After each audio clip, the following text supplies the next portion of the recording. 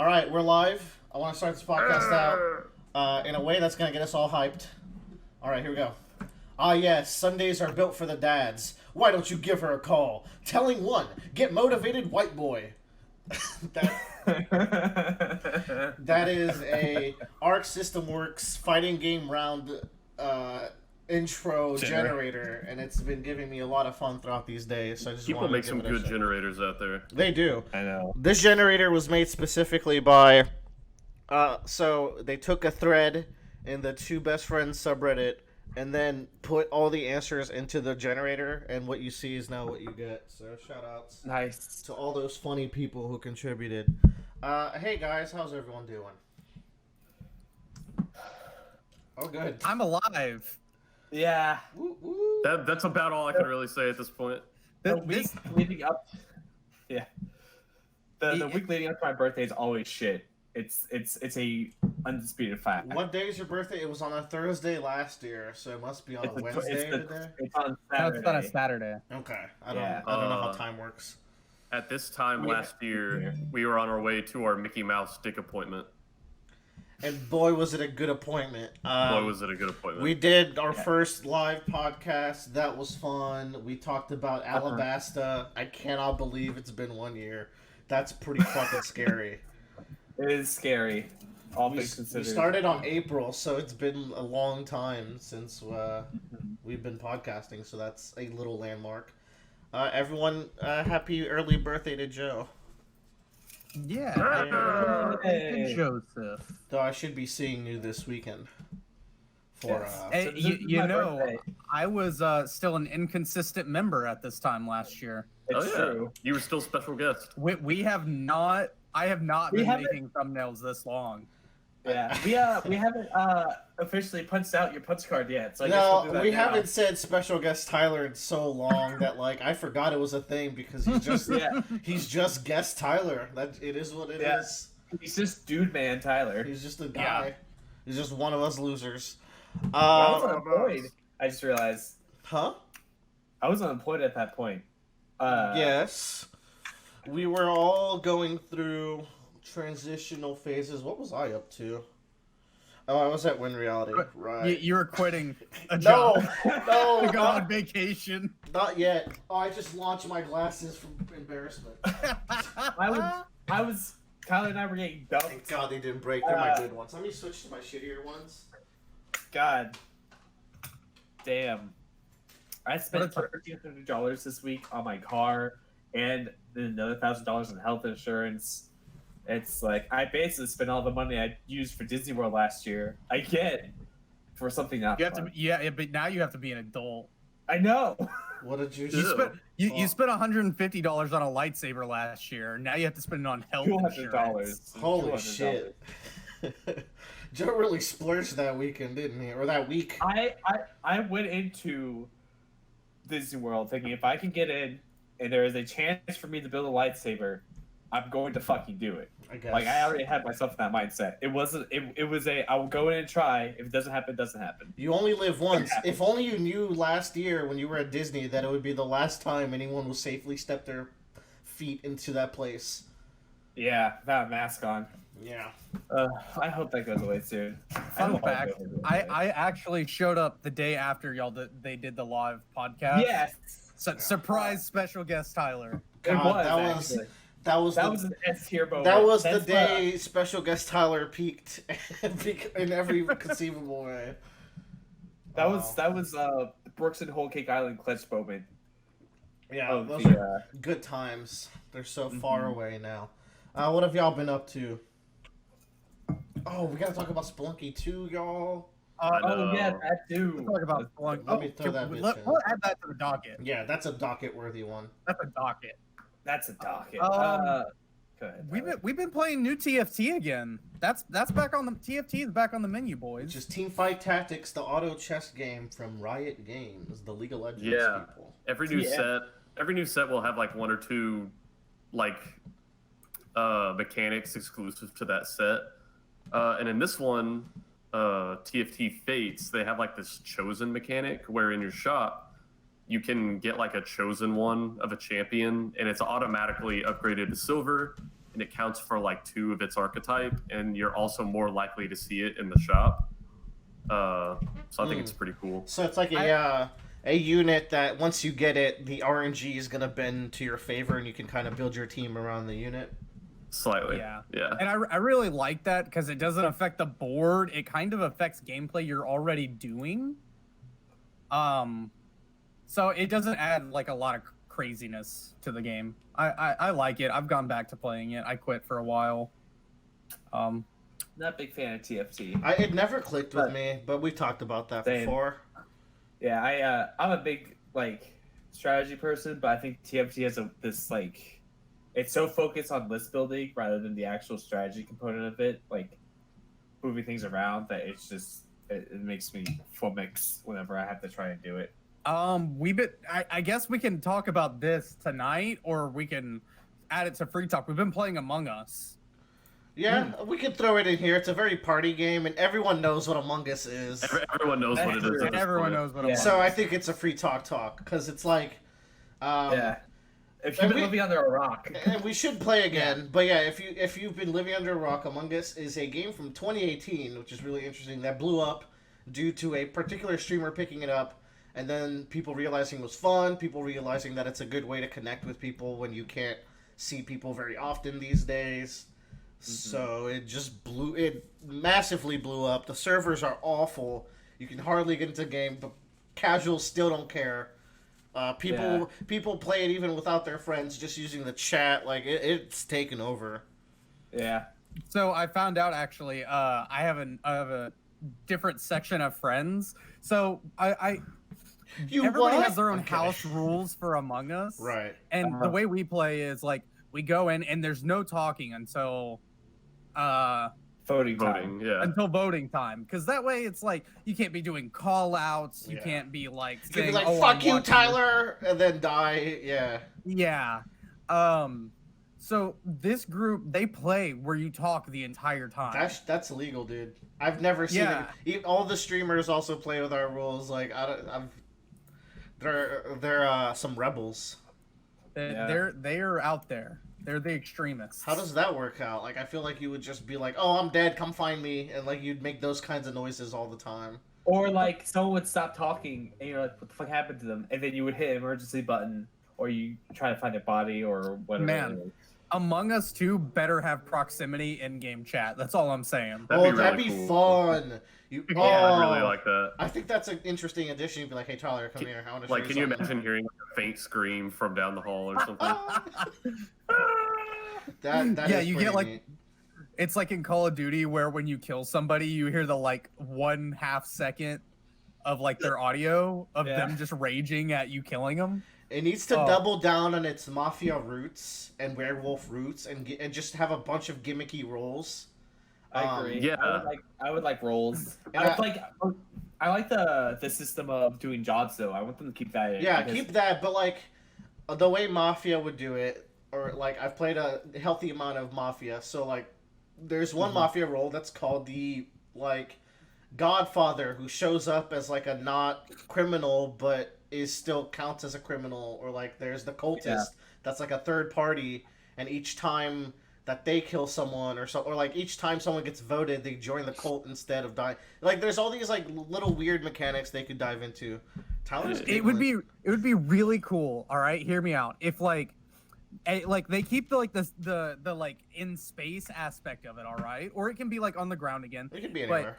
instead of like adding more jobs, like say you play with 10 people, but like everybody has a job, like a different like role that they do, but anybody could be the imposter. Yeah. That'd be a pretty fun game, wouldn't it be, Bradley? I'd play it. So I'd play it basically, for hundreds of hours. A title. Wait, you're talking about Space Station 13!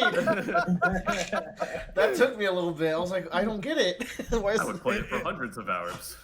Thousands. Yeah. It took And you until get stands and you get clothes. and Space Station 13 pretty good. yeah, I don't know if we've ever really given it its proper due talk because Bradley's too shy to like draw the target on us. It deserves nothing. He's not wrong. It's an awful game for awful people. Don't play it. we've been playing some Among Us, some Teamfight Tactics. I've been playing. I finished Ghost of Tsushima. I'm gonna bring it up here because we talked about it before. We might talk about it later if Joe finishes it. Great game. Game of the year contender for me. Can't wait to talk about it. Right? Shocking. Shocking. Yeah, actually shocking. I was not expecting to like an open world game nonetheless. But Sucker Punch made a good combat system. They made a fun open world. They made a pretty engaging story. They made a pretty world. Oh yeah, let's not forget that is the prettiest. And a big motivating factor for me to finish it is to have a lot of charms in case those factor into the multiplayer, because I definitely want to play the like the Left 4 Dead co-op mode whenever that comes out. That seems fun. That looks cool. Including stuff. The PlayStation 5 prices got announced, and it's the majority of its launch lineup as well. Yeah, because we talked about the Xbox last time, so that's worth bringing up. Yeah. And it's I think we guessed it like 400, 500. We probably said it here.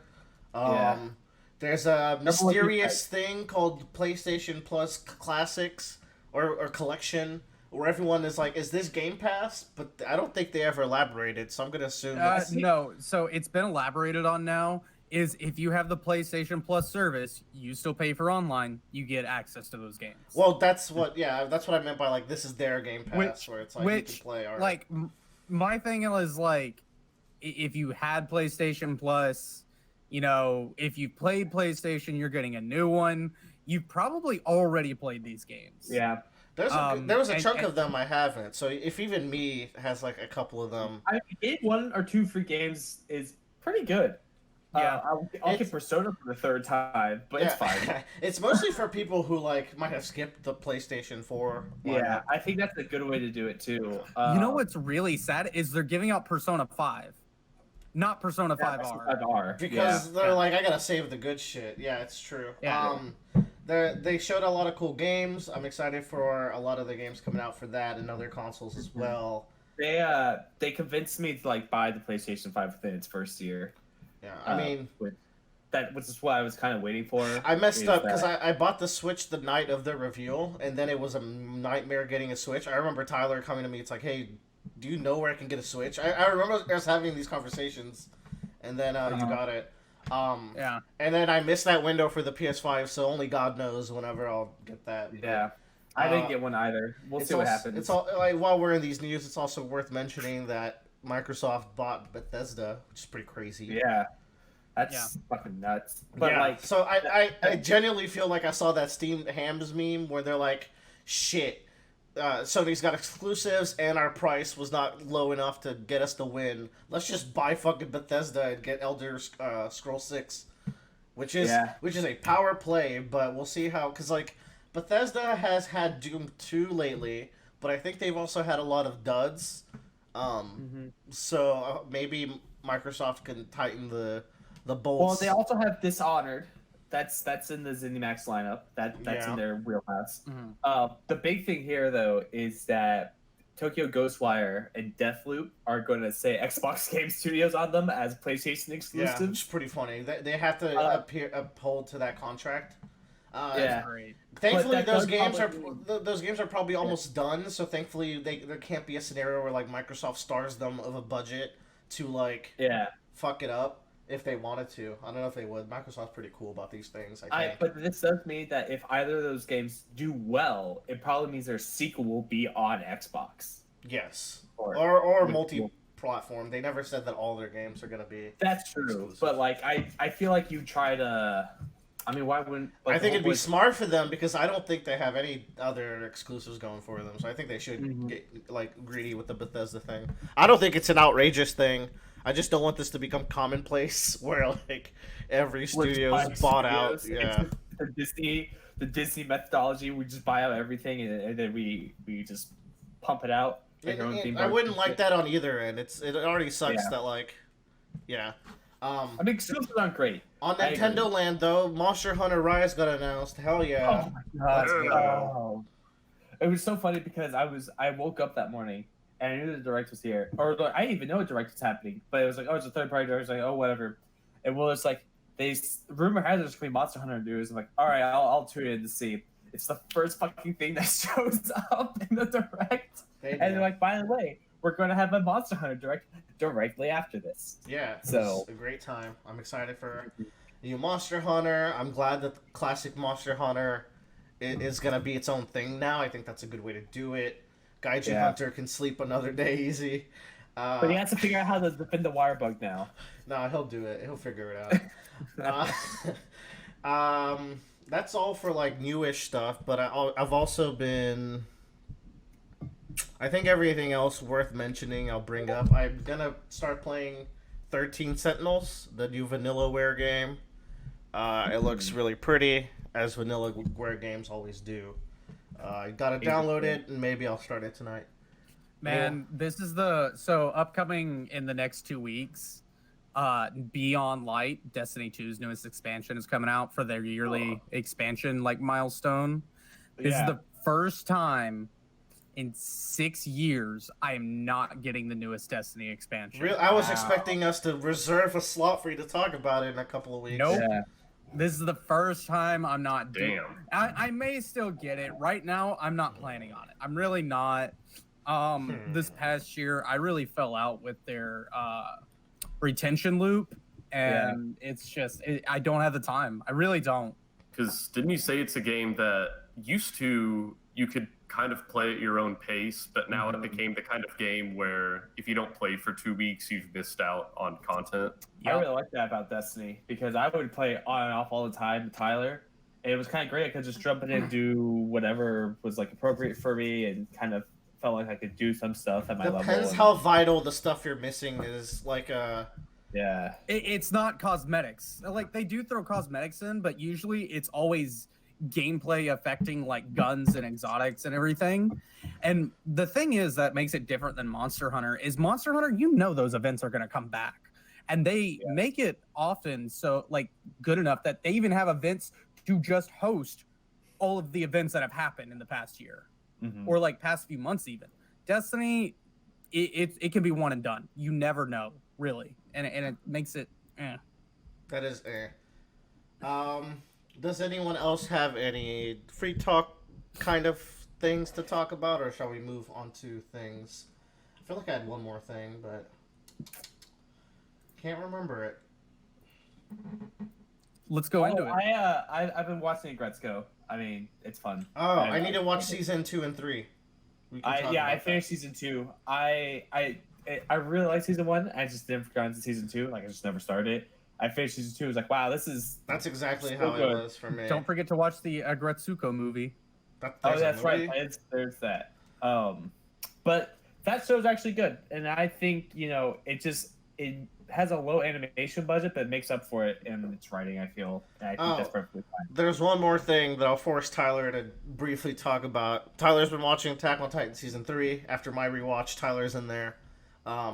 There was news that came out today that were very exciting for me. For some reason, Tyler's not hyped because they changed the studio. The writing's still there, man. Apparently, the last arc's supposed to be the best one, which is insane.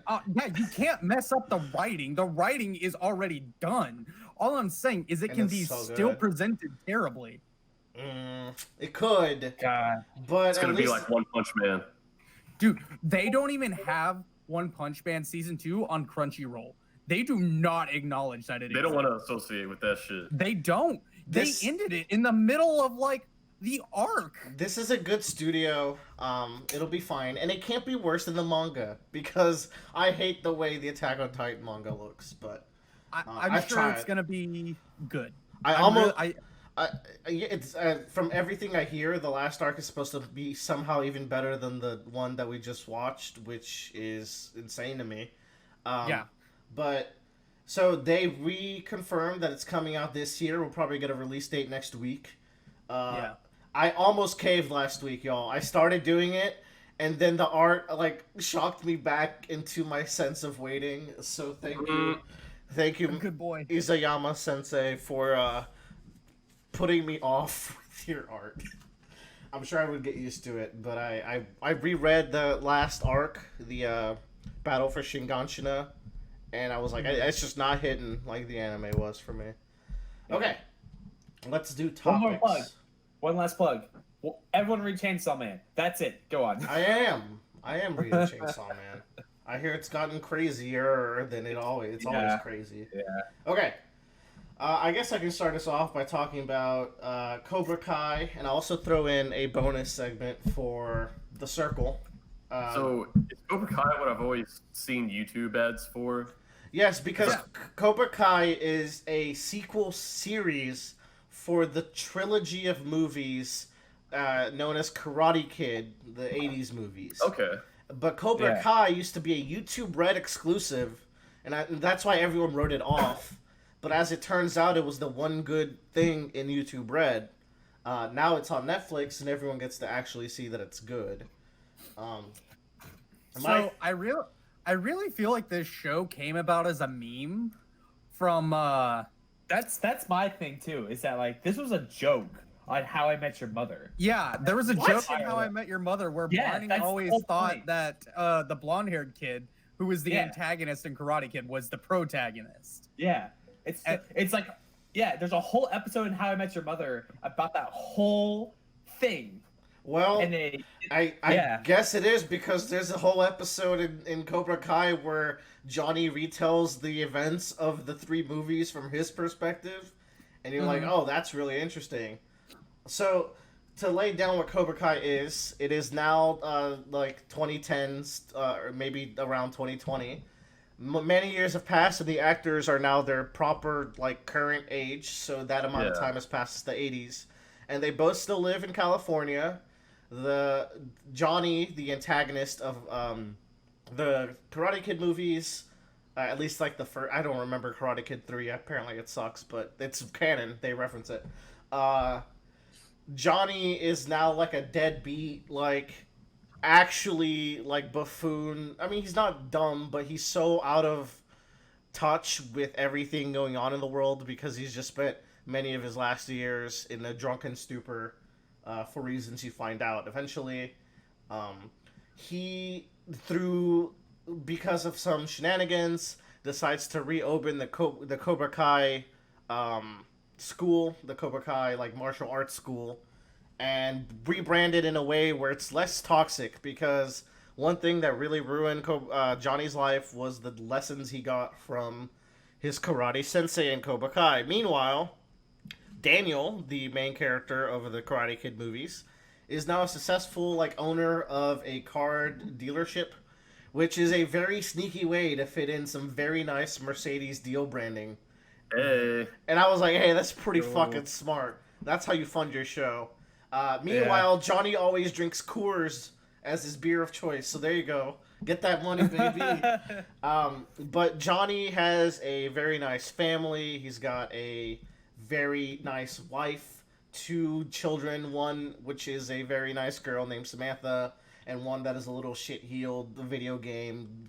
Leave me in my room, asshole child that exists. Like, there are many of those kids out in the world. And the show is really all about showing the duality of their situation and, like, surprisingly, expertly playing both sides of a conflict. Better than Yeah. almost anything. Like, it's impressive because, so Johnny is, the show has 2 protagonists, but Johnny's the one that you're thrust into first, and he's more of the underdog because Daniel has a good life, but Johnny has a shitty life, so it's easier to root for Johnny, despite the fact that he can be kind of a dick sometimes. But he's definitely grown since his bullying Karate Kid ways, and like I said, there's that episode where he talks about the Karate Kid story as if it was from his side. He's still an asshole bully, but a very important part is that Daniel definitely has some trauma, and I don't know how well they want to like explore this in season 3 and 4, but Daniel is very clearly still hurt about what Cobra Kai did to him mentally as a kid, which is a very cool exploration of like bullying affecting you all the way to adult life and the show in general. So Daniel also eventually opens his own dojo. He reopens Miyagi-Do and does the teachings of Mr. Miyagi. So the high school kids are now split up into these 2 schools, and they're kind of like diametrically opposed in morals, and each of the schools has good eggs and bad eggs in different ways. So it's a really cool conflict between the two of the likes of which you rarely see. Where I think if you're picking a side in the show, you're actually watching it wrong because both sides are right and wrong, and you also need to step back and realize that this is a rivalry over karate. So they just look like insane old men, this like arguing about their karate philosophies and what it'll do to the children that are learning them. That sounds like sounds like what would you do if like you actually had like real life shonen protagonist? It's exactly that, Yeah. but it's played with just the right amount of tongue in cheek and just the right amount of like, no, like, but it's real to them and it will impact these kids, so it is a real problem. Part of it is like Daniel's wife Amanda. Anytime Johnny and Daniel are together, she's trying to defuse the situation by pointing out how silly they are. But it gets fucking real in season 2, y'all. Season 1 was pretty good. I'd give it like a 3 out of 5. There's like 80s cheesiness that sometimes is to its detriment, but I think it's also really important for like the heart of the show. And like there's too many like walking into the wrong conversation or scenario moments, especially in season 1. But season 2 plays a very more serious and nuanced take to this conflict. And the last episode bumped this show up like an entire point or two because of how insanely good it was. I was like, my mouth was open by the end of it, and I'm so excited for season 3 because the plot line they're setting up has got me so hyped. Also, the 2 fight scenes in the finale of that episode, I'm talking like Daredevil fighting people in the elevator shaft or the hallway from season 1 of Daredevil. Like the cinematography, it's all one big long take or a series of long takes, and it's just all these teenagers fighting each other, and it's fucking rad. They're doing some cool shit. There's some good action in this. Nice. Anything else I'd want to bring up? Yeah, so the show, like another thing I really like about the show is that like Cobra Kai is something that's very aggressive. Their mottos are like strike first and show no mercy, and that's how Johnny tries to teach it. But like he eventually realizes that like even if you try to like sweeten it a little bit and make it more moral, it still might lead kids down the wrong path. So he has to like reevaluate his own teachings. Meanwhile, Daniel's form of karate is very like self-defense, balance, Mr. Miyagi, wax on, wax off style.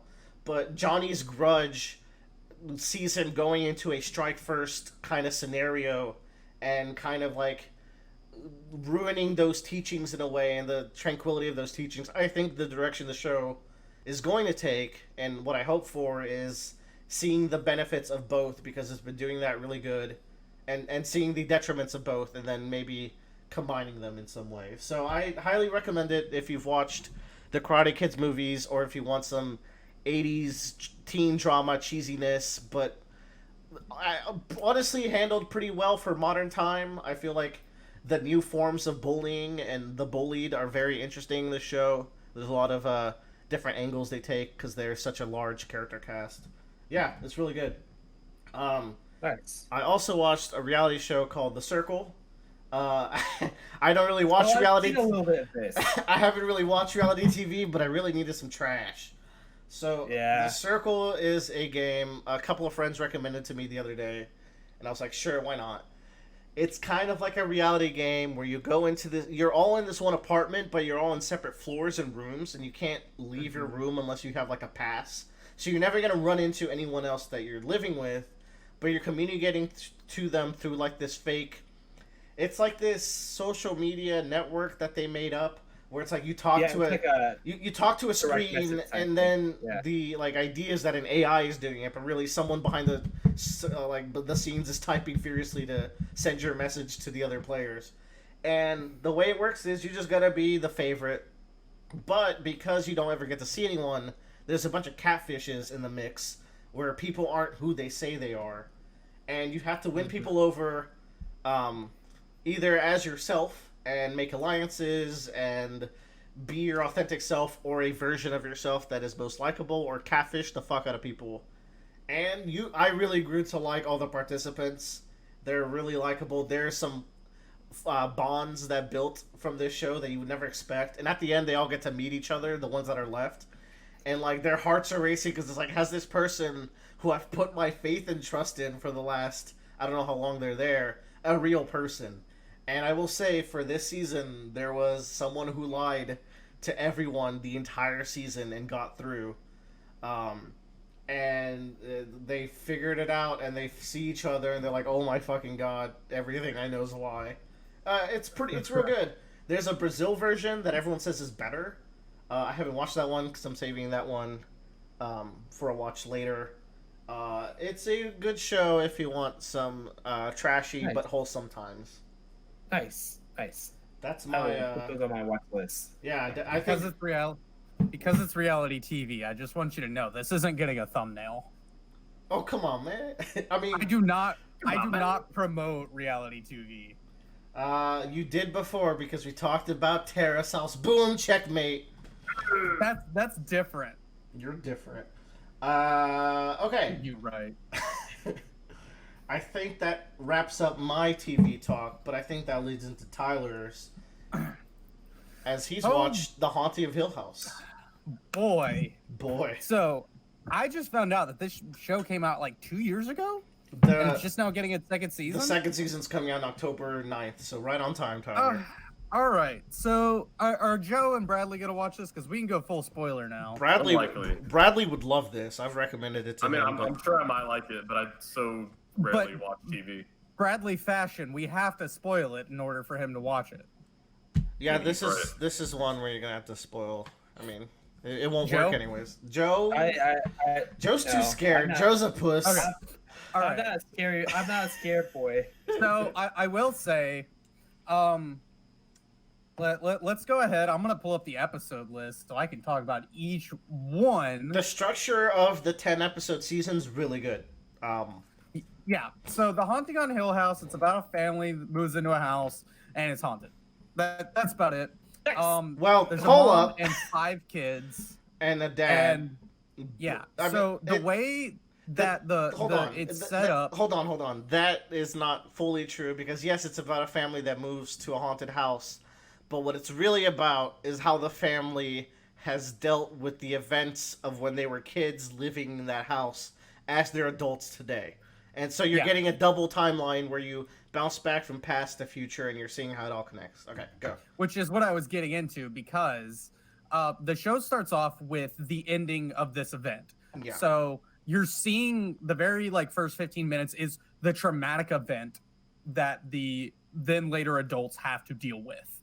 And it's the dad kidnapping the kids away from the house and leaving their mother behind. So that's the entire kind of problem for the show. It's introduced at the beginning during this moment of intensity, and the entire concept was the dad runs into the room like he's being chased by some ghost or something, and then the dad hushes the kid, and then the doorknob turns menacingly back and forth It's really creepy. slowly. It's a creepy Yeah, and then the show. dad is like, "We're gonna run. Don't Close look. your eyes. Yeah, don't look." And it's it already has some really good scary movie vibes going on. The dad's trying to escape.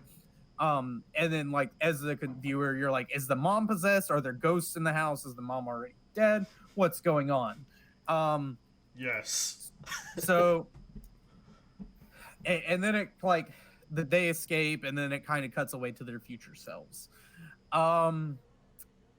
Man, I don't want to go into every episode because it would take a long time. We could probably do an entire episode just about this. But show. I will say this: the first 5 episodes, each one of the first 5, you're going from oldest to youngest of the children, and you're seeing glimpses of their past and how they are today, and they each deal with the trauma that they had as kids in a different way. The oldest, Steve, is a complete skeptic, but Steve is the most broken man. I swear to God. Shirley's also pretty fucked up. The oldest kids had it the worst because they were able to they could remember it better, and they were a little more. And the dad never gave them the answers that they wanted because the answers are not answers anyone would be able to comprehend really. And then Yeah. you go on to the youngest, what's her name? Nelly. Nelly is like also 3. completely fucked up in a different way. She was the youngest at the time, and she grew up the strangest as a result. One of them became a drug addict from the trauma that he had as a child, and Theo. Which he was the same age as Nelly. Yeah, And Nelly grew up kind of normal. And until she snaps one day, which is where the Oh, plot of no. the show really picks up. I say that, but she has Yeah. night terrors. Yeah. She suffers from night terrors. So yeah, the first 5 episodes, we go through each one of these, like, kids, what their childhood was like into adulthood. It goes through their past trauma and, like, their own personal ghosts that they have. So here's my problem with this show, and it's the biggest problem, is it's Netflix predictable. Netflix has this formula that they've discovered for retaining their audience. Everything they use on it, it becomes trending, massive hits. So it is a good formula for success. You will enjoy this show if you watch it. It's just by default, that's what happens. And it's the way the information is given to you in a certain order. They do this same formula with Making a Murderer, and they did the same thing with Tiger King as well. And what it does is it makes you wishy-washy about what you think the mystery is by providing very contrasting information. And in this show, there is very contrasting information between, are the ghosts fake and this is actually trauma, or are they actually being haunted? And that's a good mystery, and I like it in this fictional context. I think by the end there's a very clear answer. There is, obviously, but it seems Netflix. It just reminded me of Tiger King, where, like, oh, is he crazy? Is Carol Baskin the crazy one? Oh, did she kill her husband? Did she not kill her husband? Because, like, at certain points, it's like, oh, she definitely didn't kill her husband. She's a good person, and then she's like, I didn't kill my husband. Wink, wink, nudge, nudge, elbow. Tyler, they're wishy-washy for at most the one episode that character is being focused on, but by the end of the episode, you're like, oh no, they're all insane. It is wishy-washy up until episode 8, which is, 8 hours in. That's most of the season. That's 4/5 of it, Yeah. Because that's when you get the answer straight up. Like, that's when the dad starts answering stuff. So there's these ghosts that are haunting the adult lives too, that kind of like allure them back to the house. And I compared it to actually Dante's Inferno, and Willer was like, what the fuck are you talking about? I'd like to hear this, yeah. Each one of these kids has a vice, all right? So Willer mentioned Steve. He is this really big skeptic. He saw ghosts as a kid, but he completely denies all of it. Yeah. So what he does is, everybody in this family is obviously suffering from trauma. So he starts to write horror novels about what they experienced traumatically as kids. He cuts them in on the royalties, but a lot of them are very opposed to it, but some of them are not. Yeah, they all deny the royalties because they're like, this is blood money. Our mom is dead because we think dad murdered her, but they don't have the answers. Because obviously when dad is rambling and the tabloids give them the real answers of, the house murdered our mom, they all think dad killed her and then he got away with it. Like, that's it. So they all think the novels that become really successful written by Steve are blood money. Yeah. Steve still writes them with opposition from his family. So I'm like, all right, he is the sin of greed. We have Shirley, who is very adamant against everything that in the family does. She judges everybody. She's uptight. And she is the sin of pride. She's too proud to admit her fatal flaw that she did, and she's in constant denial of her own trauma. You're selling me. Keep going. Don't stop. Here we have Theo, who is lust. She's completely she is a gay character in the show. She has a relationship with someone in the very first episode. Big horny. You see her put on these she like hooks up with girls constantly, and she like lives with Shirley, who is the sin of pride, because Theo's like, I'm gonna watch out for you, and Theo is like portrayed as like some psychic. I mean, because when she touches things, she's straight up a psychic. Yeah. She feels things, so she's always wearing these gloves, and she explains a germaphobe. So like, she hooks up with this girl at a bar, completely throws her out as soon as they're done, no context. She's like, you know what we came here to do, get out, sort of thing. Theo's great. she's lust, and even in their trauma that they experience in the attic, when everybody is kind of like being tempted to the other side, she's just like, no, she's like being brainwashed to stay there through this lustful experience. There's a plot line that's pretty lustful too with Theo around that midway of the season. Which is, she wants to, like, so Theo is actually the most sane out of all the kids. She actually experienced like no trauma from it, but that is her trauma, is that she doesn't acknowledge her family or try to help The way them. Theo handled it is she raised up the greatest walls, and she's the only one of the family who has no intimacy of any deep level, because she'll screw you, then put the walls back, and then push you out, and it really fits her no touching thing. Yeah. And then we have Luke, who is Sloth. Luke becomes a heroin addict. Gluttony, maybe? Because like he's consuming too much. Gluttony, maybe? I guess that would be just as accurate. I thought it was Sloth because he doesn't, like, he has a couple of moments in his life where he's too slow to help people.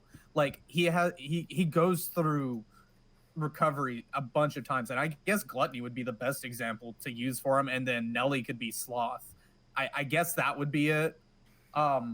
Because Nelly, the mother, and the father are all kind of vague for me, which is where I lose like track of the 7 deadly sins, because the family has 7 members. Yeah. And the house is hell itself.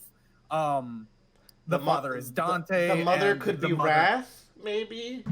I thought the mother would be Envy, because she gets jealous of the dad taking the kids away, which is what overcomes her being possessed, like, which is what ends up leading to her being possessed.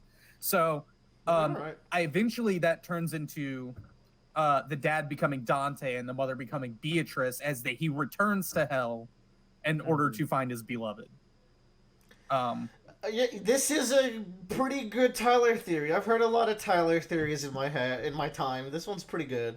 I think though the writer, you don't know nothing.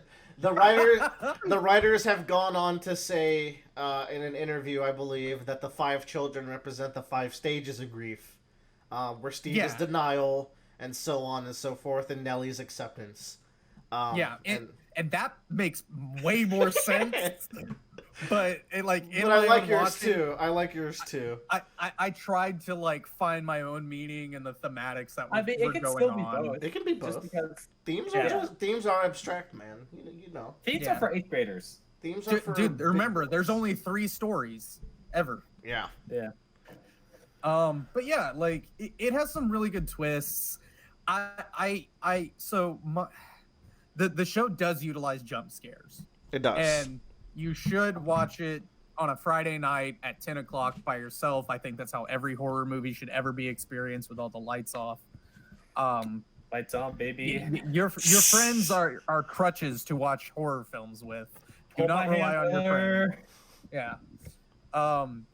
But the show actually creates, like, okay, here's the con. It uses jump scares. I don't like jump scares. But it also uses psychological horror as well. Yeah. It's not all jump scares. There's some really well-crafted spooks. Is Marriage Story a psychological horror? Because that's why I felt when I watched that show. Marriage Story is a social horror like Get Out. Yeah. It's the second social horror. So, oh god, it started pouring just now. Hell yeah. Ooh. So one thing that happens throughout the show is, because it's a show, it's a horror show, not just a movie, is it's able to create an inconsistency with how it wants to scare you. So, and like, because they're an hour long each, there may be a jump scare at the very beginning of episode 1, and then maybe not one until 30 minutes into episode 2.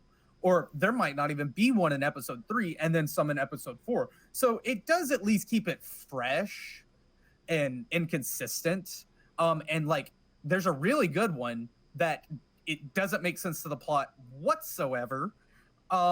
When the 2 sisters are driving to go save the dad and the brothers from Hill House, is Nellie, like, their 2 sisters are arguing. It's a side shot. None of the cinematography adds for a jump scare, and then they pull the zombie jump scare, like from the Zombieland, where the head, like, Nellie's head just comes in between both of them and yells at them.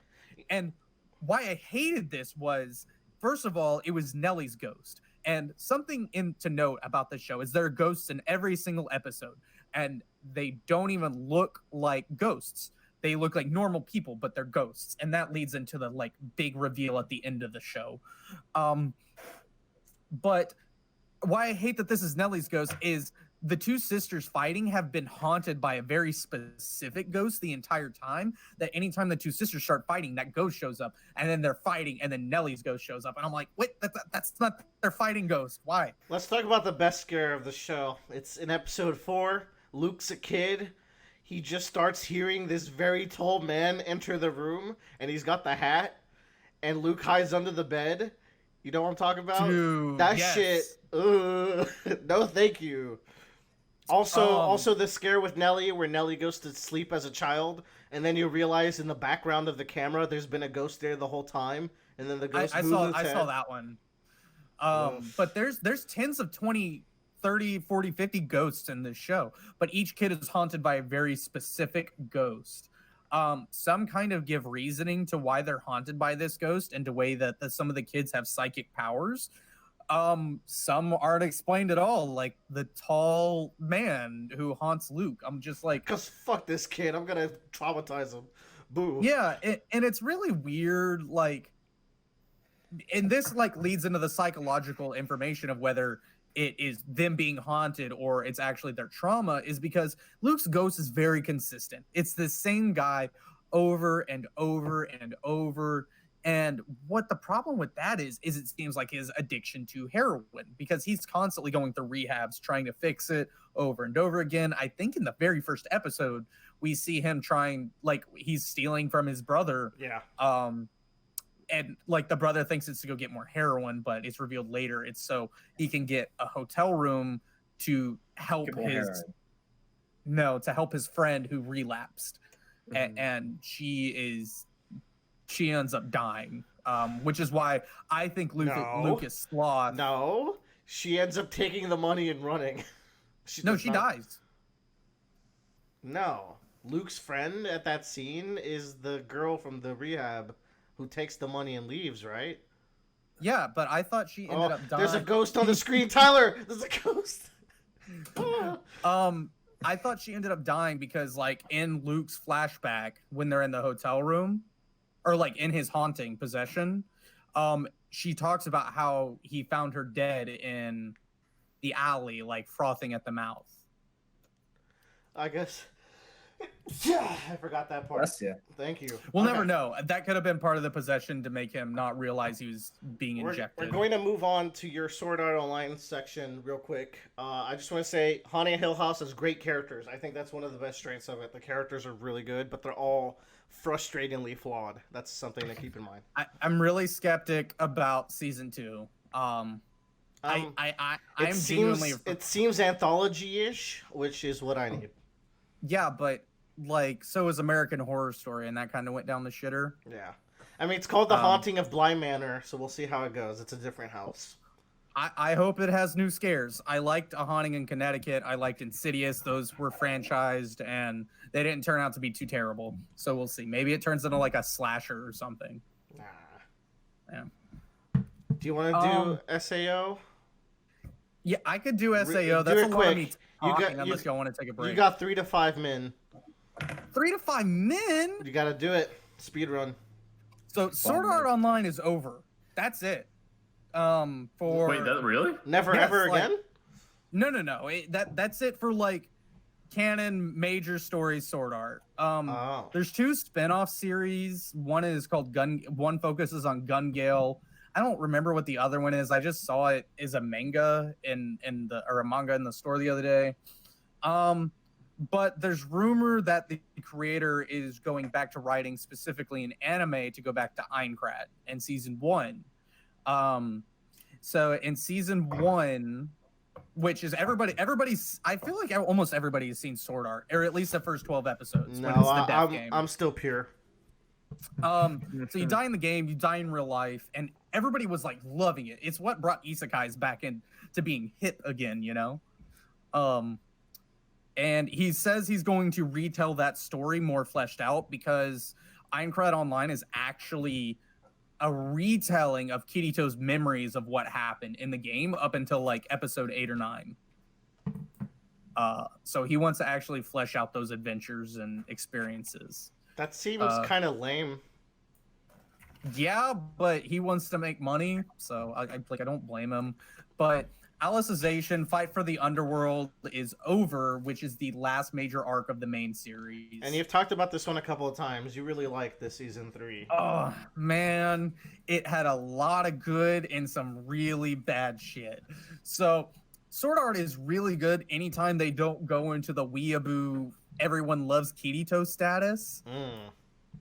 Which they don't do until after they came back from their COVID break.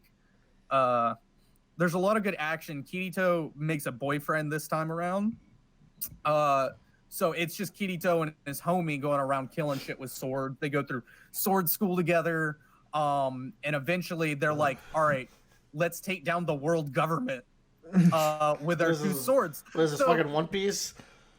Yeah, like low key, they're just like, all right, there's a big white tower in the middle of the city. They got to climb the tower to save the girl. I want to live. Yeah. So they overthrow the government, and then Kirito becomes like, I don't even remember. Oh no, he goes into a doesn't he become a vegetable or something? You talked about a vegetable. He goes.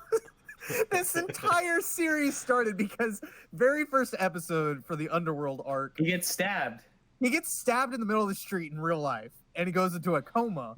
And he was working for the government at this time, so he gets taken to a government facility to get taken to the Underworld, which the Underworld is a program to create realistic AI for military weapons, which obviously any type of AI robot would always be opposed to war, so it's a little bit stupid.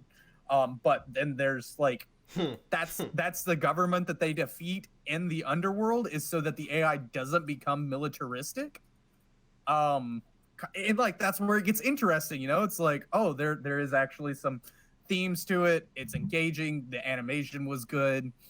The war starts. The antagonists come in, and like while Kirito is in a coma on this like ocean turtle like sea base, he goes into a coma in the game, and I'm just like, are you kidding me? Tyler, come on, man. Kirito goes into a coma in the game. He's in a coma for like 30 episodes. This war starts. People are dying left and right. Like the AI that could have potentially become like another fully developed AI, like a human AI, like our humanistic AI. Like they're getting killed off by these terrorist group, because the terrorist group wants to steal the AI, and they're American mercenaries, and that's actually shown and stuff. But then Kirito wakes up out of this coma, and he's magically a god in this game world, and he's not even like, it's not even as bad as season 1 was, where he just goes two-handed and starts killing everything because he's the best player. They're like, no, straight up god powers, admin privileges, god mode. Like, you have the rainbow blasts from Super Metroid happening. You kill everything in one hit.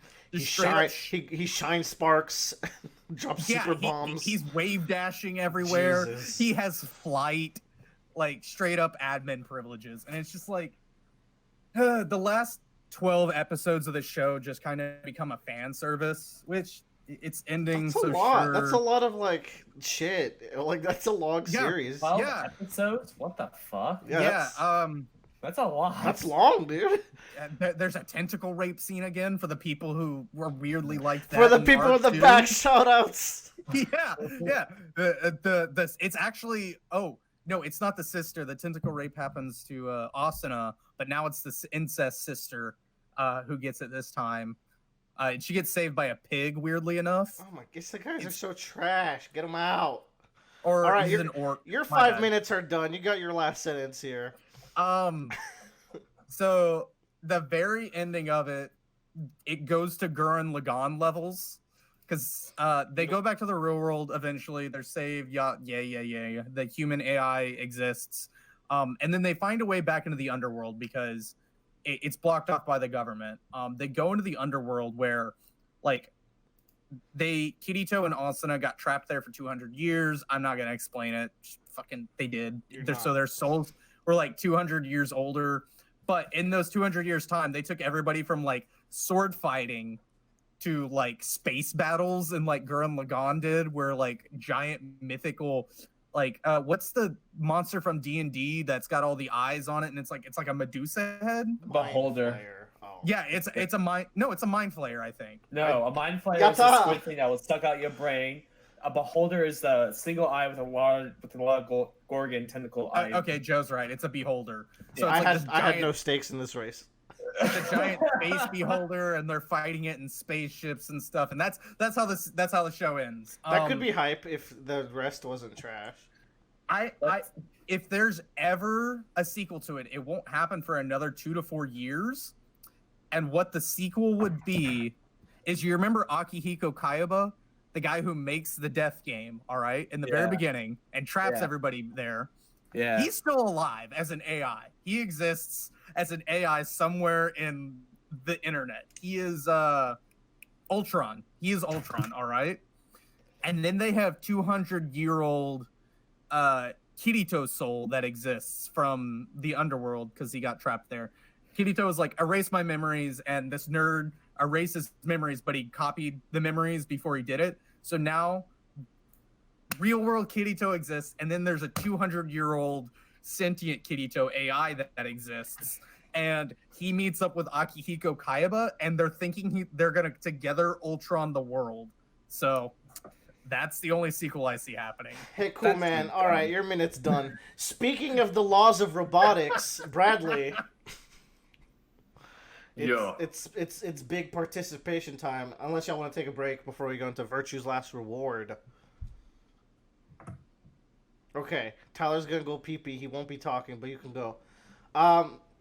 Me and Bradley, we'll just take a break. I'll wait for Tyler. I like Tyler's dumb questions after we're done with these talks. I need to play Virtue's Last Reward.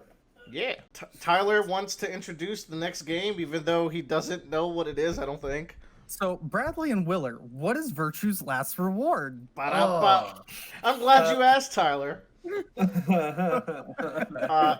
Good segue. Virtue's Last Reward is the sequel game to 999 in the Zero Escape trilogy. It is the second game in the trilogy, but to many the last one in the trilogy.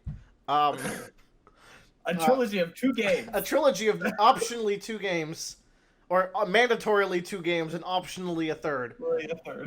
So like the Godfather. It's just like the Godfather. And this is the Godfather 2 of Zero Escape games. So you very much do have to play the first game, because first of all, Clover and a friend show up in this game where you're like, okay, I know these characters from 999. Yeah. But there's also some involvement from other 999 characters throughout the story that it does behoove you to have played the first game. Yeah. We talked about 999 last time. It's a visual novel, puzzle, escape, mindfuck series. Bradley, what did you think of Virtue's Last Reward?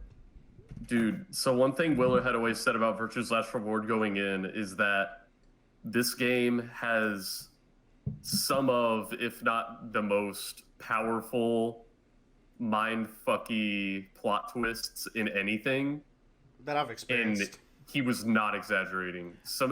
Like, the entire last hour of this game is back to back of these plot twists where, like, we'll hit something that's a last like 3 hours maybe, but yeah. Like, we'll hit something that's a plot twist, and I'll be like, oh my god, this has to be what Will was talking about. This is the craziest shit ever. And then within the next 5 minutes, there would be 3 more plot twists that top it. And I'm just like, oh my god. And this isn't like in a cheesy, like, oh, they're just doing this for the shock horror. Like, some of it is that, but really it's like stuff that the game has been building on for hours, and it's just all cascading in the end. Like, a lot of these twists are hidden in plain sight. Like, that you could have, I don't know, you could have seen them coming like 30 hours in advance, but you don't, just because of how hidden in plain sight they are. Yeah. Um, for me, I always said I try not to oversell this game, but I always said that I like it better than 999. I like the It's cast better. better, and it's got better plot twist. I think Bradley has ended up agreeing on all those fronts, which is good.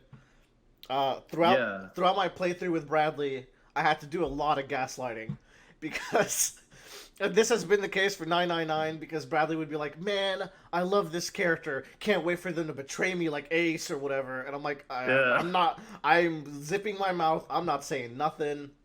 It was really Cause hard yeah, because Bradley fell in love with this character that I knew he would love, but I couldn't say it because I didn't want to betray um, that character's maybe intentions or their importance to the story, and they're also my favorite character. So just for like 30 hours of our playthrough, I couldn't talk about how much I like my favorite character until we hit certain points, and all. yeah. Yeah, It was a very similar situation to 999, where saying whether or not you like a character as a person is a gigantic spoiler it can be. Yeah, because in 999 you don't firmly know who is on your side and who isn't until like the last stretch of the game.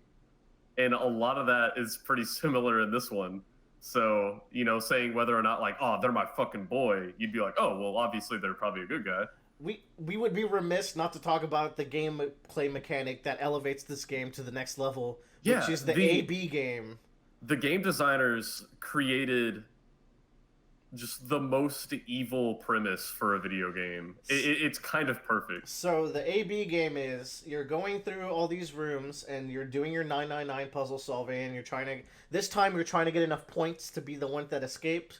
If multiple people have 9 points by the time the door opens, all of y'all can escape, but the door only opens once. Very 999-esque. However, each round, you might be asking how do you get points? Each round you're put into pairs and solo, so you're a group of 3 or 2 of you together and 1 of you is alone, and those assignments shuffle every round. After you complete a room, you have to play a game where you ally or betray the person. So if you ally someone and they ally you back, you both get 2 points. If you both betray each other, you get 0 points both, so you just net nothing. But if you betray someone when they ally you, you get 3 points, but they lose 2. And if you It's go, the prisoner's dilemma. that's exactly how they frame it. It's exactly it. It's the prisoner's dilemma, and the way it works is if your points hit negative, your bracelet kills you. So the game is just a massive series of Bradley making the toughest choices because you not only have to consider the person you're playing against, but you need to consider the people the other groups are playing against. And it's like, fuck, man. Kay's got 6 points. He's willing to betray this other person he's against. If he gets 9 points, he's out. So maybe we should betray to get out with him. But I don't want to be an asshole to this character that I like. And the writers and the designers really know how to manipulate you into certain situations. Yeah. It's amazing how well you learn these characters and how you can predict how they might vote because we'll go into the room and I'm like, oh, it's going to be an easy choice. But then you get thinking about it and you're like, oh, well, that person isn't going to make a vote that will let them leave the complex because they're not going to leave without this person. But at the same time, they don't trust me, so maybe they're going to vote betray. But then you're like, oh, wait, they voted betray in the first round, but that's because they didn't know about the rule where you die if your points go below 0. So maybe they won't vote betray, and we've never seen them vote. We don't know they would kill someone, and like we would talk forever trying to decide whether we wanted. Needless to say, some of my favorite situations playing this with Bradley was us sitting down. Bradley made all the choices. I would advise him and give some input, but I wanted him to be the guiding hand here, and he would just like go on and on because there's so many layers to each of the choices that we made, and we took them pretty seriously, and it was really fun. And man, it was one of the last AB games that we did. It was close to one of the last ones that we did, and we like cast our vote, and we were speculating on what the results were going to be, and I was like, hey Willer, what if this thing happened? And like I predicted a thing happening. That should be impossible. Like it wasn't really, it wasn't really a prediction. It was like wouldn't it be creepy if this happened? And it would be creepy because we both knew it was literally impossible for that thing to happen. And then it happened, and then we found out how it happened. We were like, what the fuck? This game is horrifying at times because it'll break the rules. There's one route where only 3 characters are alive left. It's you, Fi, who's like an almost secondary protagonist to the game, Yeah. or maybe antagonist. Don't want to give too much away, and a small kid called Quark. And Quark is passed out, and you and Fi are trying to unravel the secrets of this location. And all of a sudden, an AB game starts, and it's like, I'm here and Fi's here. So did Quark get up and start the AB game? And did he kill everyone in the facility while we were gone? It gets so creepy, and these questions all have answers. The one fault that I could give this game is that it is very much setting up for the sequel. It was supposed to be developed side by side by the sequel, and then the sequel would come out a little bit later, but because of budgetary issues and shenanigans, the third game took forever to come out, and it was completely changed, honestly, by the time it did. Like, so much of it was changed.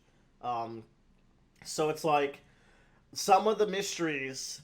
I can't even talk about some of the mysteries with Bradley despite finishing this game, because they actually do have more concrete answers in Zero Time Dilemma, which is the third game. However, the journey you go through is unlike any other. Like, those last few mindfucks and those last few endings that the game funnels you through are insane. Yeah. And, you know, talking about how it ties in with the third game, what's it called again? Zero Time Dilemma, which we played. We played the first 15 to 20 minutes of Zero Time Dilemma right after. Yeah, and you know, with Zero Time Dilemma, and this isn't the Zero Time Dilemma talk, but like we just dipped our toes in because I kind of wanted to see, you know, what the art style was, blah blah blah, stuff like what the setting is. I thought it was all really cool, and much like in Virtue's Last Reward, you know, a couple characters from previous games will show up. I liked everything in Zero Time Dilemma. The only thing I didn't like is that for some reason, 2 of the characters that had been in previous games, they're still in the game, but their character design is entirely different. Like, they don't look the same at all. It's not at all the same. Like, if Willer told me to guess who they were, I don't think I would have been able to figure them out. I had to tell Bradley before they're formally introduced. I'm like, hey, that's so-and-so. And he's like, wait, what? Yeah. Also... Zero Time Dilemma or in VLR? Zero Time Dilemma. In VLR, you see Clover and her friend, and you're like, oh, that's you're like, that's obvious. That's You're Clover. like, that's obvious. That's Clover and Alice. Like, that's what they look like. And dude, also with as far as how these games connect to each other, you know, Jesus I think Christ. Will had touched on 999. You can play it honestly as a standalone thing. Like, obviously there might be some more mysteries that you're like, oh, you know, I wonder. You can until the end, at which point I think it becomes so ingrained. Yeah, like there's something post credits where you're like, I want to know what the fuck that's about. But for the most part, 999, very contained story, and it had me feeling very good about life. I was very happy. Oh no, yeah. At the end of 999, Virtue's Last Reward, it does set up for its sequel a whole lot. So it's like you kind of. It's a low point. It is. Yeah, you know, there's a lot of good things and a lot of bad things happen. It's one of the harshest low points of any franchise I've ever seen. Like, the state that the game leaves off in left me with a sense of dread when I first played it. Oh yeah. And the third game was not even a twinkle in like the eye of the public at the time. So that was it for me, basically. And I was like, oh, this sucks. Like, you're unlocking the mysteries, and you don't know if you should keep pushing forward because the mysteries are starting to get really hard to swallow. Like, man. Like I said, the characters are also, like, I think the cast is so much better in this game. They're so much more All the likable. character designs are fire. Nobody blends into the background. And you really get to know them really well because of the AB game. Yeah. Even the assholes. To be honest, like, I was holding off on playing VLR because it just was like, I don't want to, like, it's just like, I'm not in the mood for it, but like, hearing the description about the AB game makes me actually really want to play this game. The AB game's gonna fuck you up. Like, there's scenarios where, like, okay, Bradley, there's one thing we know for sure. This person will not vote betray because this other person is still active. There's 0% chance. And then we're like, okay, knowing that, let's go ally. And then they fucking do it, and you're like, wait, this is out of character. And then they explain why they did it, and you're like, I didn't consider that. I know. It's really good. And like as far as the AV game's concerned, whenever we talked about 999, I drew a comparison between 999 and how I like a certain aspect of it better than a very similar thing in Undertale, where they're both both of these games are very hyper aware that like you're going to be doing multiple runs on different routes and doing different scenarios. It's designed to be like that. Yes. Yeah, and it's designed to be like that, and they're aware that you are a player who wants to experience all the branches just to know what it's like, to satisfy your curiosity. And I really like 999. It breaks the fourth wall in a way that's not like, hey, you're in a game and I can look at your save files, you know. And so, you know, there's a moment in Undertale where a character specifically calls you out for doing terrible stuff, and it's like, I know you're just doing this because you wanted to satisfy your curiosity. Man. And there's moments like that in Virtue's Last Reward too, where there's a route I always knew I'd have to go down if I wanted to get the full story. And man, it just makes you feel like such a horrible person for going down it. Yeah.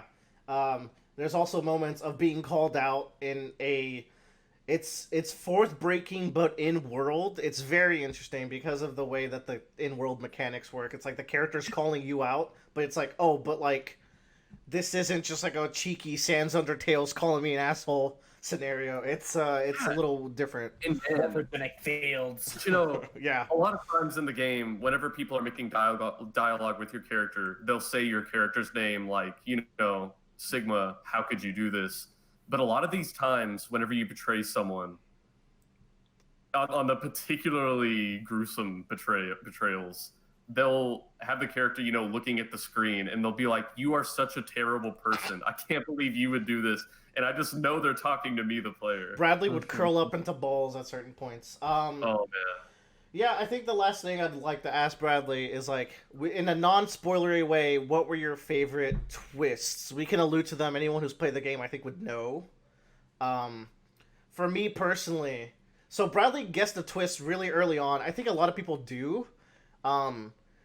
Because one of the first endings you can get is the Dio ending, and in that ending you can assume some things, and I had to gaslight Bradley. He's like, no, just think about it. But to be honest, I also thought that. But there's another layer to that twist that you find out at the end of the game, and like mechanics that are attached to it that you didn't consider, and it ties into like an ongoing plot thread throughout the game, called Radical 6. And then it's like, oh, this is all coming together in a very interesting and also haunting way. That's one of my favorites. My favorite plot twists, being as vague as possible, is one of them was finding out that one of my favorite characters in the whole game was a bad guy, and then finding out an hour later that they actually weren't a bad guy. The reveal of that is horrifying, because like, well, that's a done deal. I know exactly what happened, and then they're like, well, no, actually this happened.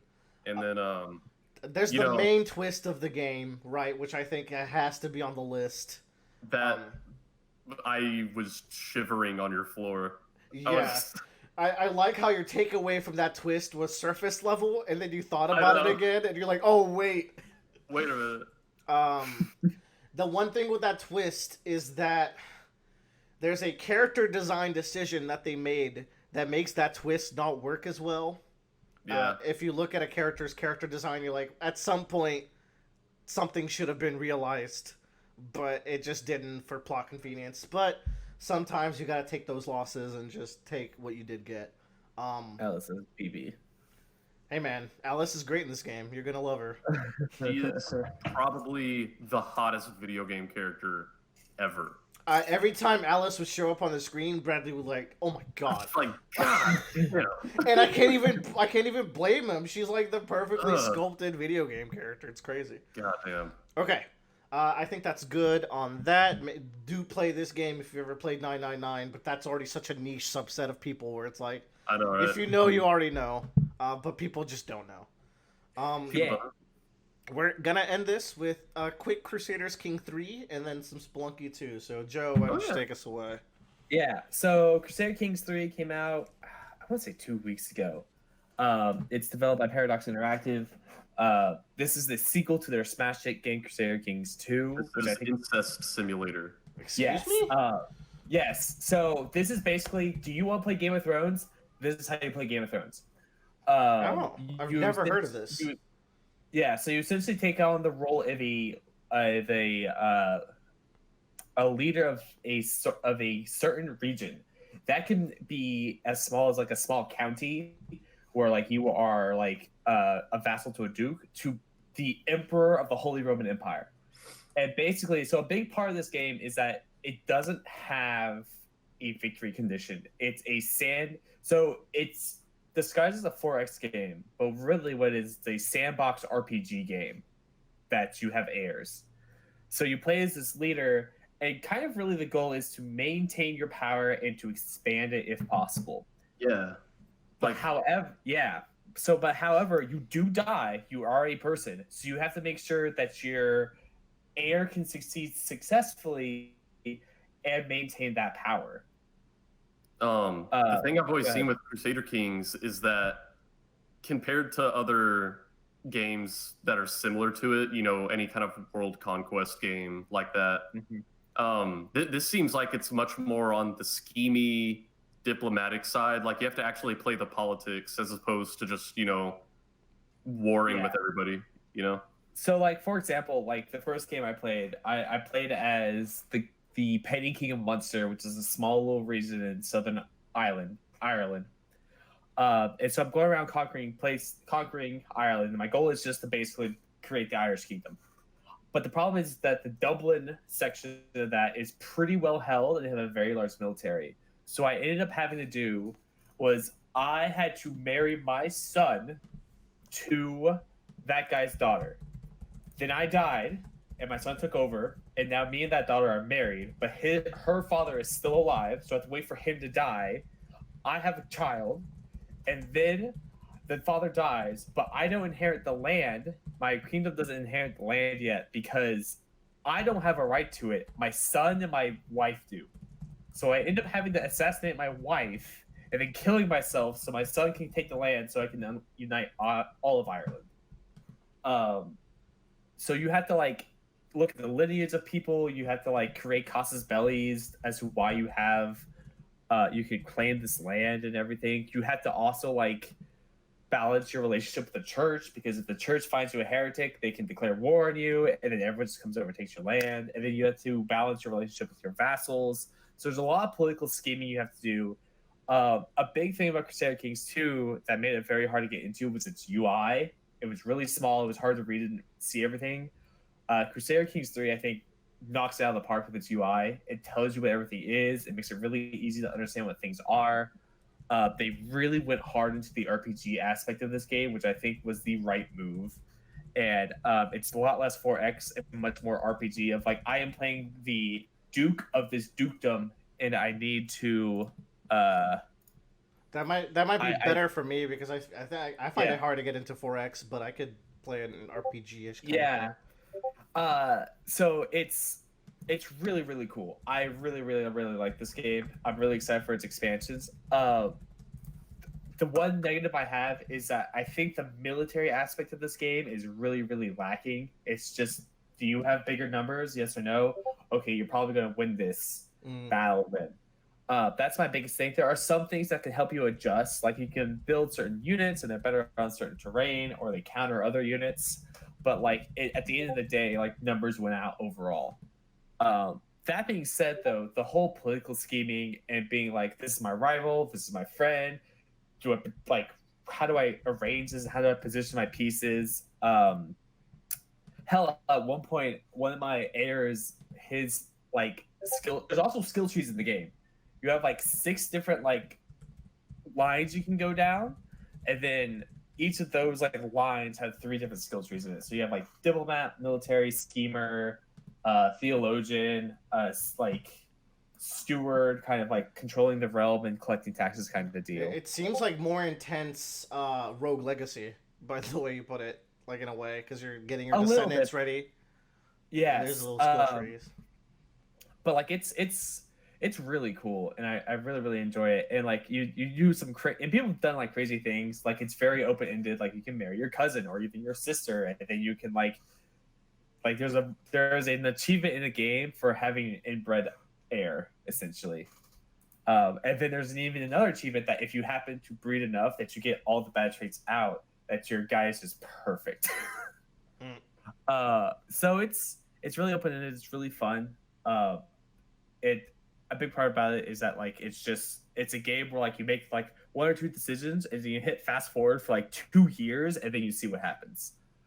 I highly recommend that if you want to get into Crusader Kings, like this is the one to get into because it does a really good job of teaching you everything, and I feel like it just you could read everything. That was my biggest thing about the game is I could not read a single goddamn thing. Like Crusader Kings 2, Crusader Kings 3, I was like, oh, I know what this is. I get it. I know what I need to do.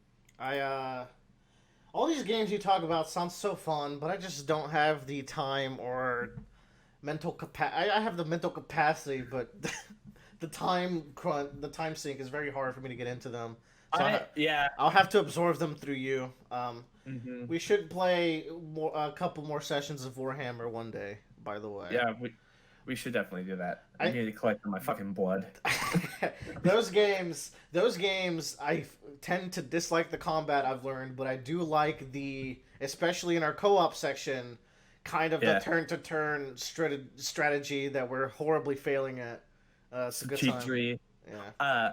I think, and that's what's kind of great about Crusader Kings 3 is that it's basically all that. It's just about managing empire stuff and relationships, and I think that's what makes it interesting. All right, finally. Or Joe, is that good? Spunk 2? That's good. It's a good game. Just buy it. Joe recommend. Jump straight to 3 if you want to get in. Yeah. We're going to talk about cock and ball torture. I mean, Spelunky 2. Yeah, man. So the much awaited, especially by Bradley and me, who have been big fans of Spelunky. Spelunky 2 came out last week, or maybe 2 weeks ago. We've been waiting for this game for probably years. For a long time, and we Bradley always jokes, it's like, where's Spelunky 2? Where's Pokemon Unite? Why live? We're just now down. We finally have Spelunky 2. We're just down to 1, baby. We'll announce more stuff. Yo, Spelunky 2 is insane. What a game. Yeah, one of the reasons Spelunky 1 was always so praised, like it's already a fun roguelite in its own right. Like I like the controls, has a cute art style, but I think one of the most remarkable things people always take away from it is there's all kinds of cool secrets in Spelunky 1, all these secret areas and item interactions that, lead to you getting like the true final boss of the game, stuff like that. And they went hard down that route in Spelunky 2. There's so many cool secrets in this one. Yes. I've never played. So, yeah, I don't think Joe ever played Spelunky 1, right? So this is your first time. I played a little bit. I got Spelunky 1 for like $3 or $4 before Spelunky 2 came out. I was like, all right, I'm going to run around playing this game so I have an idea of what Spelunky is like. I'm terrible at it. I've not gotten better. You will get better. I feel like you beat yourself up. I get angry at all of you because that game is rage-inducing because there's so many ways. The more players you have on the screen, the more ways you're going to fuck each other up, but it's also part of the fun. Yeah, that's the part of the fun. Is that it's a game that you play with up to 4 players, and you're all running around trying to get through here. And only one of you needs to make it to the exit to leave the level. But for some reason, everyone tries to do it. I mean, we have a good system of communicating and splitting up. I feel like Tyler is like our go-to ghost or treasure chest getter. He's always the man who manages to finish that mission. He finds the eye. There's a significant amount of teamwork that goes when you're playing co-op, so you don't fuck each other up. But like sometimes you just can't avoid it. For example, I had this perfect setup early on in World 1. Tyler accidentally walks to the point of to the edge of like a ledge, drops a knife on me, kills me, ends my cool run. I get furious. I'm seething. It's so fun. I would recommend it to anyone. I played less than everybody, all right? And apparently when you walk to a ledge, it'll just automatically drop what's in your hands. Sometimes. And I did not know that. It takes a few seconds, but you will drop what you're holding if you're like bouncing over the edge. So you should just... what took a long time for me is that you don't need to go to an edge of a thing to look down. You can just look down. Yeah. Um, Looking down is so very I- important. The thing when Yeah. you're playing Spelunky, if anyone's never played it, it is a 2D platformer with a very tight controls. You have a lot of air mobility, but you take fall damage. You get stunned when you get hit. There's all sorts of snowbally ways, one-hit kills that will kill you. There are no So- iframes for taking damage. Yeah, you get stunned, and then the caveman that hits you once is going to throw you on the wall over and over until you're bloody pulp. Or the roly poly boy.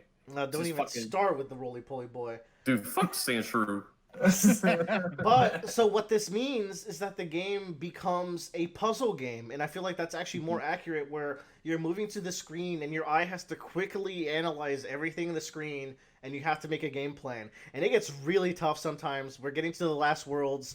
We've all died so many times that we've lost our good items, and we're like, Bradley, Joe, Tyler, how are we gonna get to this door? There's lava everywhere. We also have to go to the right door, and we also have to go to, like, there's just all sorts of objectives Yeah. we're trying to get. It's really fun, man. Like you'll be in a tiny confined space that's filling up with lava from a pool that you bombed, and you're like, oh, how am I gonna get out of here? Meanwhile, you see there's 15 seconds until the ghost shows up, so you're like, I gotta figure something out fast. There's a scenario yesterday we were playing, and it's like, guys, we can't get over this ledge. I'm gonna throw Bradley and Tyler up there, Yeah. and we're gonna hope they can get to the end, and they couldn't. But Joe found an explosive to like trigger a switch to where we were originally at was actually the way to go, and it's like, oh, this teamwork, but now I'm the only one alive, Dude. and I died eventually, and that's just how it goes. And the game like later is procedurally generated. So that's another thing about it too, is that like it's designed in a way that it does give you a route,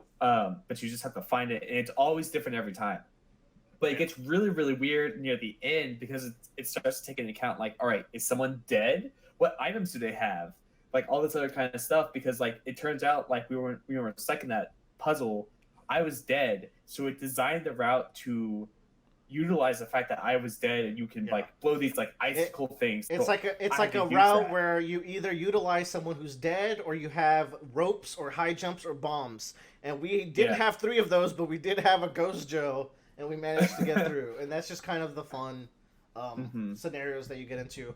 The biggest detractor to this game, and honestly, it's still a 5 out of 5 game because you can totally play this by yourself, and it's still going to be fun. It's not even like there's a scaling difficulty because it's like, okay, you have less lives to work with, but also you're never going to lose your items because Willer got crushed by a puzzle and you lost the Eye of Vujat that you needed to do your secret run. But the online is abysmal. It is so bad. Oh my god, it's terrible. Like we're getting by, but there's desyncs that can happen, and there's very poorly implemented rollback netcode. So sometimes it looks crazy. The desyncs are what really were getting to me last night because it was happening kind of often. The rollback is okay because you can It's better now. you can slow down, you can analyze. If you're talking to people, you know what's going on. It's definitely the desyncs that kind of ruin the fun, because there were definitely times where we'd be playing. There was multiple times where we'd be playing, and Willer's like, "I'm trying to do this thing, guys. Come on, let's go." And we're like, "Willer, what are you talking about? You're dead." Yeah, And then I sixth sense my way out of the planet because I realized I've actually And then died there was 3 another minutes time ago. where I died, and then everyone on my screen died, so it gave me a whole new run to start. But they were still alive, and they were still going on our original run, and I have these 3 other idiots in the corner trying to do something, and I'm like, what is happening? I hope they're looking into it. I hope they can make some good fixes. Another problem is to reduce the rollback, you have to play with either 3 or 4 frames of delay at least. And the game is such a tight platformer where like those 4 frames do make a difference, so you have to adjust to that. So there's all that. yeah. That being said, Game's pretty easy, I will say, if you're used to roguelites. Games for babies. Fuck off. Tyler, you're such a facetious little piece Dude. of crap. My most triumphant moment when we were all playing together is Tyler and I were the only ones left alive, and he was gonna go to the exit of the level, and I was gonna go in that entrance to the vampire tower, and I went in, but I didn't have any ropes. So I was like, Tyler, I need you over here with your 1 rope, because I think he had the only rope left. And he had to did make it. you had to make like a tight jump between the ceiling and this lava pool while there's still lava dripping down from Yeah. above. Yeah. And you made it in there. We cleared the vampire tower, and then somehow I was able to jump back to the exit and get us out of there before the ghost showed up. And then It we was died intense. shortly after. It was so cool. So we say like near the end of the game it gets hard. We have no idea if we're actually close to beating the game. Yeah, because I don't know how many levels there we've are. never gotten past the underwater palace ever. Yeah. That's crazy. Maybe we should try different that palace next time. I don't know, man. I don't even know what the third tier is to the left. I don't know what like the underwater palace equivalent of the left route is at all. Yeah.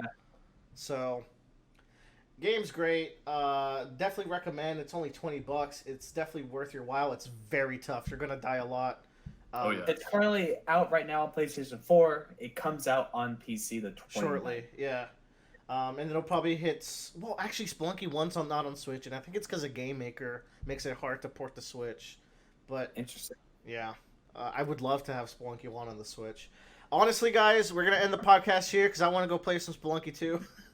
I agree. If anyone wants to join me, come join me. Have a good evening or morning, whenever you're listening to this. Happy lunch. Have Have a good nooner. happy dinner. Happy lunch. I like happy lunch. That should be our sign out. All right, bye bye.